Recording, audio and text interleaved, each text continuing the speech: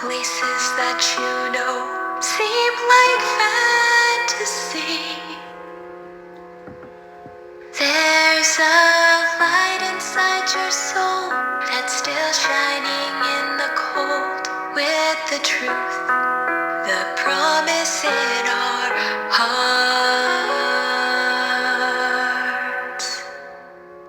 Don't forget, I'm with you in the dark.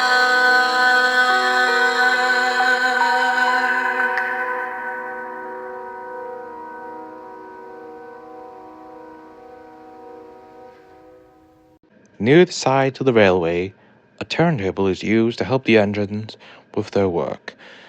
Big engines like Gordon have trouble with moving it. Thomas, a small engine on the other hand, has an easier time with it. One day, Gordon was arguing to Thomas about this predicament. You see, little Thomas, we have a position to keep up. It doesn't matter where you go, but for us tender engines, shunting coaches is, well, it's just not how we roll. Thomas only ignored Gordon and puffed away. Next morning, Gordon was at the turntable getting ready to pull his coaches. But when his driver went to turn it, Gordon had trouble fitting on it. Because the wind was very strong that day, it kept pushing Gordon backwards every time he went forwards. After 30 minutes, Gordon's driver gave up. "It's no use," said his crew. "You'll have to pull the coaches backwards today." "Oh," said the boys. "Oh, I thought it was a new character." "Oh," said James. "Really sucks to be your Gordon." The next day, James went to the turntable. He could move on it much easier. A little too easier. James was so light that the turntable spun round and round like a top. Gordon soon came in the middle of it. After some time, James finally stopped, but Gordon had seen everything. "Well, James, are you playing roundabouts?" But James was too dizzy to answer, and puffed sadly into the sheds. That night, the engines argued. "This is ridiculous," said Gordon. "First Henry gets sprayed by an elephant, then I have to pull my train backwards, and now James gets spun around like a top on the turntable." "Well," said Gordon mischievously, "the Fat Controller will have a nasty day tomorrow morning. He'll see what trouble we can really get up to."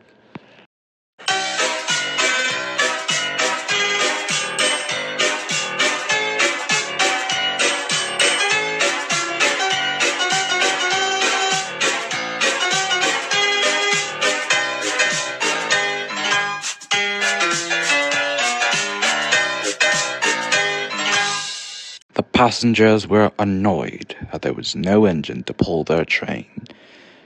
The Fat Controller was pondering this too. Where could Henry be? It's already past 8 o'clock. He's late. "I beg pardon, sir," said one of the guards. "The engines refuse to get out of the sheds. Please help." "They refuse, do they? Well, I'll handle this." When the Fat Controller got to the sheds, Gordon, James, and Henry refused to move. "Sure will, Henry," said the Fat Controller. "Henry's not going," said Gordon. "We're on strike, and unless you get another engine to shunt our coaches for us, we're not leaving." "We'll see about that," said the Fat Controller. He got in his car and drove away. Things have never really been the same ever since Thomas got his own branch line. The Fat Controller soon went to Edward for help. "Edward, you're the only engine available. Can you please shunt the coaches for them?" "Okay, sir," said Edward. For the next few days, the trains run smoothly, thanks to Edward shunting the coaches. Everything seemed to be fine, or so they thought. One morning, the Fat Controller was speaking to Edward when Gordon puffed by and rudely blew steam at him. "My word," said the Fat Controller. "Do all of them do that to you?" "They all hissed at me, sir," said Edward, "and one of them called me Black Wheels."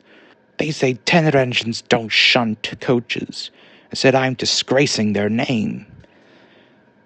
Well, said the Fat Controller, there's only one thing to do now. The next day, the Fat Controller went to an engine auction.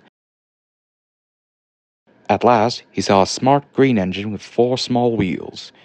That's the one, said the Fat Controller. If I choose you, he said, will you work on my railway? Oh, sir, please, sir. Yes, sir, said the engine. That's a good boy, said the Fat Controller. I'll call you Percy. Come along now, Percy, said the Fat Controller. Off to the Sodor. All right, sir, said Percy. Edward, this is Percy. He has come to help while the engines are in disgrace. All right, sir, said Edward. I'll help him get around the yard. For the next few minutes, Edward showed Percy how things were done. Percy was a really good shunter, as he had been previously used to shunt just cars and coaches for other engines. Later that day, Henry came to whoosh Edward, but Percy just went. It scared Henry so much that he just left. Blimey, said Edward. I never can do that. You should see the engines in the workshop, said Percy. You have to whoosh loudly to get their attention. The next day, Thomas soon arrived. The Fat Controller called me, he said. You're a quick thinker, the Fat Controller said. Henry, James, and Gordon refused to leave, so I've shut them up. I need you 3 engines to help run the railway. Can you manage that? All right, sir, said Thomas. All right, said Edward. All right, said Percy, and the 3 engines did their work. There was no delays and no fussing. Thomas, Edward, and Percy worked their hardest to run the railway.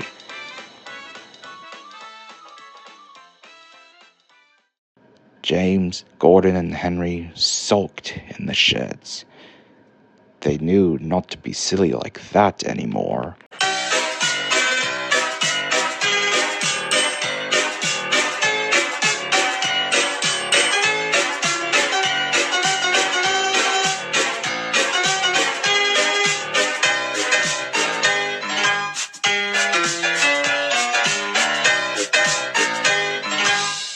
James, Henry, and Gordon were still miserable in the sheds. But soon the Fat Controller came to speak to them. I know you engines feel sorry for what you did, and I know too that you all want to be really useful. So, if I allow you to leave the sheds, will you promise not to complain about shunting your own coaches or bullying the other engines? The 3 engines agreed, and the Fat Controller let them go. As a bonus, he allowed Thomas, Edward, and Percy to relax on the branch lines for a couple of days. Annie and Clarabelle were glad to see Thomas was back, and Thomas took Annie and Clarabelle out for a stroll. Edward and Percy played with the trucks, bumping them forwards and backwards. Edward took some trucks to the quarry, and Percy was left alone. After leaving his trucks in the sidings, Percy went on to the main line near the signal box to wait for the signalman to change the points for him to leave. Edward warned Percy to be careful on the main line and to whistle if an upcoming train was coming by. Percy didn't remember this. Because the signalman was too busy, he didn't notice Percy on the main line, so he set the line to clear. Then Percy blew his whistle in shock. There in front of him was Gordon speeding down the line and right towards him. "Oh!" screamed Percy. "Get out of my way!" screamed Gordon in the distance. Percy tried to move out of the way, but he did not have enough steam to move on his own, for he was still building up, and the ones he had were not enough to move. Percy shut his eyes in fear for what was about to happen. Luckily, Gordon stopped just in time. Percy was so scared, He shivered and then moved backwards. "I'm getting out of here," said Percy, and he did. He was so scared, he ran right backwards up Gordon's hill and down the other side. But he did not have a driver or finding, so he couldn't stop. "I want to stop! I want to stop!" said Percy. Luckily, a kind signalman switched the points so poor Percy could land in a siding.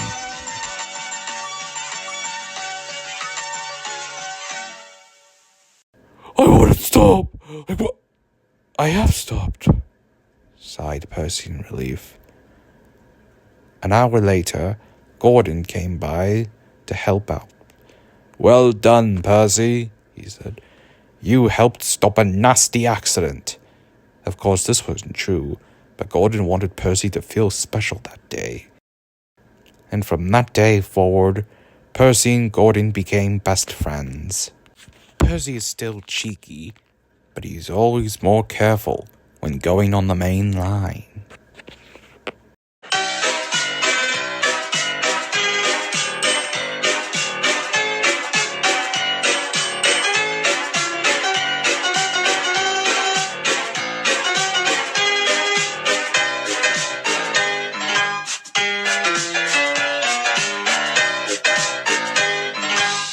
Thomas the Tank Engine has been on his line for many years.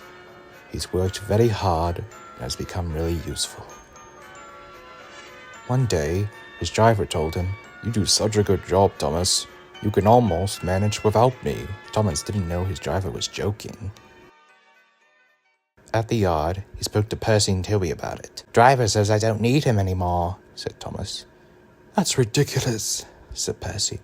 "I'd never go without my driver," said Toby. "I'd be frightened." "You'll wait and see." The next day, Thomas woke up before Toby and Percy did. "If I can move out of the shed," said Thomas, "then I'll sneak up and give them a wheesh." Thomas soon started moving. First one piston and then the other. But Thomas didn't realize he was only moving because a careless fitter had accidentally set him to move. Thomas soon realized he was in trouble. He tried to wheesh, but he couldn't. He tried to stop, but he couldn't. "The buffers will save me," thought Thomas. But there were no buffers at the end of the line. It just ended at the road. Thomas felt his wheels leave the rails and crunch the tarmac. But the worst was soon to come. There was the stationmaster's house. His family was just about to have breakfast. "Horrors!" yelled Thomas, and shut his eyes. When he opened them again, he had broken through the wall and had caused plaster to fall. The wife looked angry. "You miserable engine," she snapped. "just look what you've done to my breakfast. Now I'll have to cook some more." The family left, and she banged the door. More plaster fell, this time all over Thomas. Poor Thomas was sad. He had stuck in the wall. He wanted to sneeze, but he didn't want the house to fall on him. Nobody came for a long time. Hours later, Donald and Douglas soon arrived with some crewmen to pull Thomas out. "We've got you, Thomas," said Donald.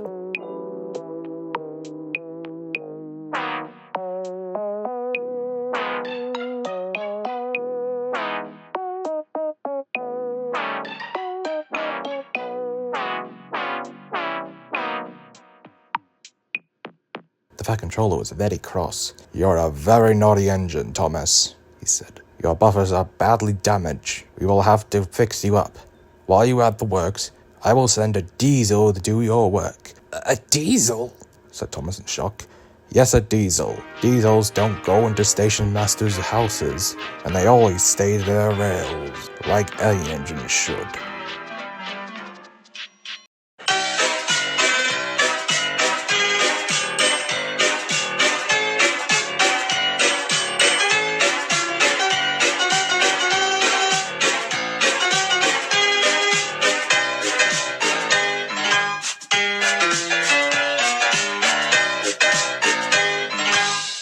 "I suffer dreadfully, and no one cares." "All rubbish, Henry. snorted James. You don't work hard enough." Henry was bigger than James, but smaller than Gordon. Sometimes he could pull trains. Sometimes he had no strength at all. The Fat Controller spoke to him too. What's wrong with you, Henry? You have had lots of new parts and new paint, too, but they've done you no good. If we can't make you better, we must get another engine instead of you to do the work. This made Henry, his driver, and his fireman very sad. The Fat Controller was waiting when Henry came to the platform. He had taken off his hat and coat and put on overalls. He climbed to the footplate and Henry started. Henry is a bad steamer, said the fireman. I build up his fire, but it doesn't give enough heat. Henry tried very hard, but it was no good. He had not enough steam, and they stopped outside Edward Station.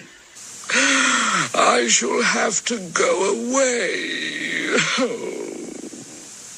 Edward took charge of the train. Henry stopped behind. The fireman mopped his face. Excuse me, sir, He answered.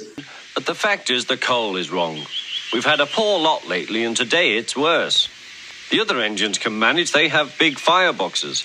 Henry's is small and can't make the heat. With Welsh coal, he'd be a different engine. It's expensive, but Henry must have a fair chance. James shall go and fetch some. When the Welsh go came, Henry's driver and fireman were excited. Now we'll show them, Henry, old fellow. They carefully oiled all his joints and polished his brass till it shone like gold. His fire had already been lit, so the fireman made it carefully. He put large lumps of coal like a wall round the outside. Then he covered the glowing middle part with smaller lumps. Hey, you're spoiling my fire. No, we're not, Henry. You wait and see. We'll have a roaring fire just when we want it. When Henry reached the platform, the water was boiling nicely, and he had to let off steam to show how happy he was. He made such a noise that the Fat Controller came out to see him. How are you, Henry? I feel fine, thank you, sir. Have you a good fire, driver? Never better, sir, and plenty of steam. No record breaking, warned the Fat Controller, smiling. Don't push him too hard. Sir, I'll have to hold him back.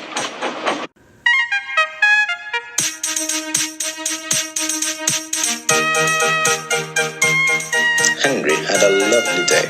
He had never felt so well in his life. He wanted to go fast, but his driver wouldn't let him. Steady, old fellow, he would say. There's plenty of time. They arrived early at the junction. Where have you been, lazy bones? Asked Henry when Thomas puffed in. I can't wait for dawdling tank engines like you. Goodbye. Whoosh! Said Thomas to Annie and Clarabelle as Henry disappeared. Have you ever seen anything like it? Both Annie and Clarabelle agreed that they never had.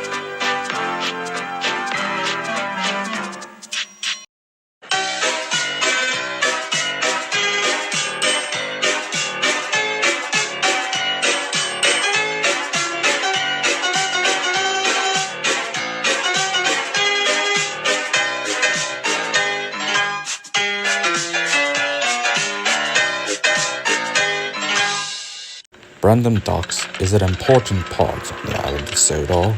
Many engines collect their cargo from here to take all over the island, dropped off by ships and other transportation vehicles.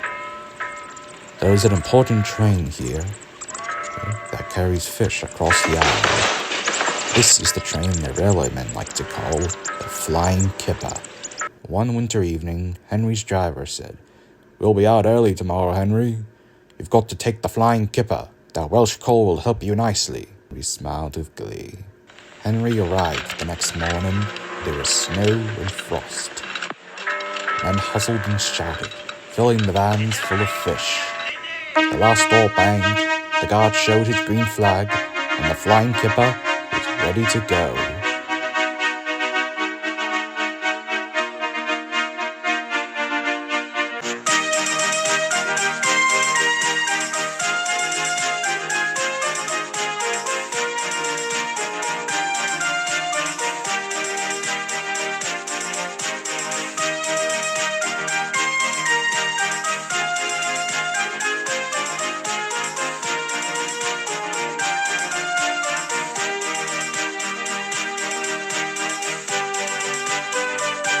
As Henry puffed down the line with the flying kipper, neither he nor his crew noticed the points had been diverted and frozen to another line. Down that line, a goods train pulled by James was resting in a siding. "The flying kippers do," said the brake van man. "Who cares?" said the guard. "This is good cocoa." While the men chatted about something, they didn't notice Henry and his crew puffing down that same line towards them. They would not get out in time.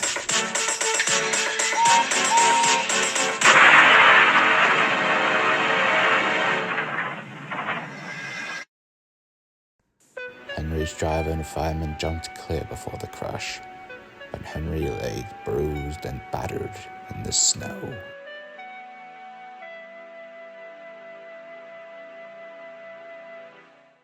Soon later, the VAT controller came with the breakdown train.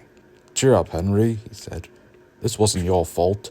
Ice and snow caused the accident. I'm sending you to Crew, a fine place for sick engines. They'll give you a new shape and a larger firebox. You'll feel a different engine, and you won't need special coal anymore. Won't that be nice?" "Oh, yes, sir," said Henry doubtfully. When spring arose soon after, Henry returned to Sodor. Henry had a new shape and a larger firebox.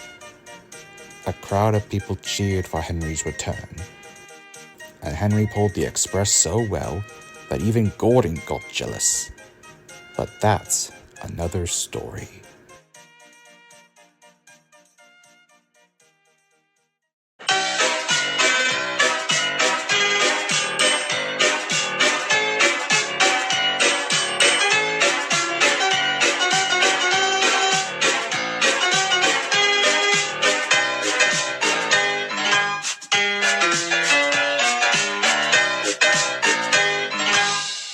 Toby is a tram engine. He has cow catchers and side plates. He has a lovely coach named Henrietta. Toby and Henrietta puff down the line, collecting trucks and other products. But Toby and Henrietta are old and aren't used as much as they used to be. But Toby still likes keeping Henrietta around, even when the buses are always full and she's empty, because he likes to think, "You never know, she could come in useful one day." But alas, the buses are always full, and Henrietta is sadly always empty. Many people use buses, lorries, and cars to deliver packages. They are always noisy, busy, rude, and often have crashes. Toby hasn't had a crash in years. In the town, some children like making fun of Toby. "Ooh, look how quaint that box on wheels is." But one day, two children, a stout gentleman and his wife, arrived near Toby's branch line. "Come on, Bridget," said the boy. "Come on, grandfather," said Bridget. The two children basically dragged their grandfather to the tram engine. "Is it electric?" "Whoosh! Shh! You offended it." "Well," said the stout gentleman, "you do look nice. What is your name?" "Toby, sir." "Well, it's a pleasure to meet you, Toby." "Oh, may we please ride in it, Grandpa?" "Why, of course." The stout gentleman soon "Stop!" And the guard for Henrietta was so shocked he dropped his whistle. Henrietta was very thrilled to take passengers along the line, but Toby wasn't so happy.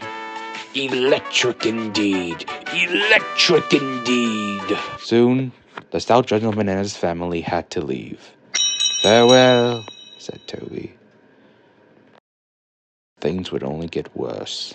As time went on, Toby had less cars to pull and less passengers. It got so bad that the day came when the line was about to be closed. "Our last day, old boy," said Toby's driver. "We'll be closed down tomorrow."